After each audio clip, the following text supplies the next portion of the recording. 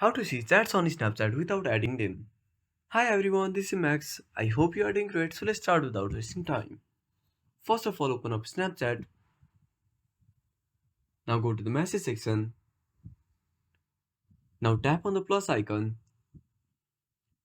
Now search for the person.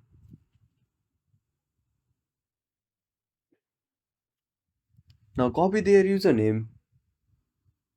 Now tap on three dots. Tap on send profile to. Now tap on search. Now search for the profile. Now tap on send. Now open up the chat. Now delete the chat. Now tap on delete.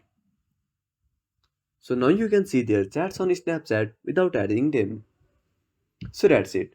If you found this video helpful, smash that like button and subscribe our channel for more awesome content. Have a burning question about such a topic? Drop down a comment below. This is Max signing off until next time.